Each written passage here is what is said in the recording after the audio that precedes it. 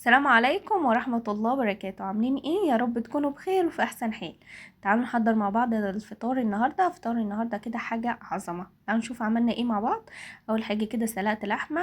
طبعا انتوا عارفين طريقتي في سلق اللحمة، ان انا بحط معلقة سمنة وبنزل باللحمة، وبعدين بضيف عليها بقى المنكهات بتاعتي اللي هي ورق لورا، حبهان، مستكة، كباب الصيني. بشوحهم كويس جدا، بنزل عليهم بطماطمايه، جزرايه وفلفلايه وبصلايه، وبنزل بالميه المغليه، وبسيب اللحمه كده على نار هاديه عشان تستوي، وفي الاخر بملحها اخر 10 دقايق كده، بضيف لها الملح. تمام. تعالوا نشوف عملنا الفاصوليا ازاي. اول حاجه بليت الفاصوليا، وبعدين سلقتها وغسلتها كويس جدا وسبتها علشان خاطر تتصفى كده من الميه بتاعتها. عملت التسبيكة بتاعة الفاصوليا، بصل وتوم، وشوحتهم. اول ما اخدوا اللون نزلت عليهم بالطماطم بتاعتي، وكمان علبة كده من الصلصة، وشوية من الملح والفلفل الاسود وكزبرة ناشفة والحاجات التوابل بتاعتنا دي، وسبتهم كمان، وشوية سكر، وسبتهم كده يتسبكوا مع بعض. جبت الملوخية غسلتها كويس جدا ونقعتها كده في شوية خل، وبعدين بدأت ان انا كده اصفيها من المية بتاعتها وارطفها. ابتدي كده اخرط الملوخية بعد ما خلاص خلصت يعني ارطفها وجهزتها كده، شلت منها العروق وكل حاجة. هبتدي ان انا اخرطها. الملوخية دي بتبقى حلوة جدا وبتبقى فريش كده، احلى من الفروزن 100 مرة. تمام. هخرط كده الملوخية وهخلصها، وبقت بالشكل ده. انا بحب انا اعمل ملوخية شوية، بتديني نتيجة احلى.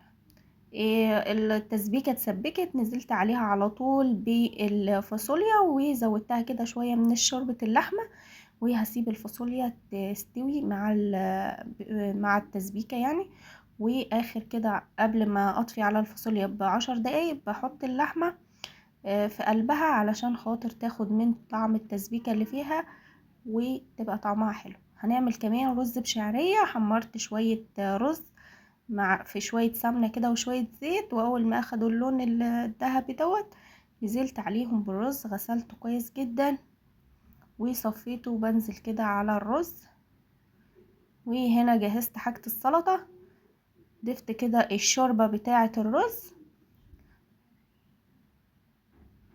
وهسيبه كده لغاية ما الشوربة يتشرب الشوربة بتاعته، وهد عليه واسيبه لغاية ما يستوي براحته. عملت هنا السلطة، سلطة رمان دي تحفة، بتبقى حلوة جدا. طماطم وجزر وخيار وشبت وكمان رمان وفلفل، وبحط عليهم بقى ملح وكمون كزبرة وشوية من السمان. حمرنا هنا شوية ستريبس كده، وكمان شوية من السمبوسة. تعالوا بقى نعمل احلى طشة ملوخية. شوية سمنة ومعلقة توم كبيرة كده، وهشوح السمنة في التوم، هشوح التوم في السمنة، وبعدين هنزل عليهم بالكزبرة الناشفة، وبعدين هنزل عليهم بالملوخية بتاعتي. شايفين الملوخية لونها تحفة؟ وده شكل الاكل بتاعنا. وبكده يكون فيديو النهاردة خلص. يا رب يكون عجبكم واستفدتوا منه. لو عجبكم الفيديو متنسونيش في لايك وشير وسبسكرايب للقناة. استودعكم الله، مع السلامة.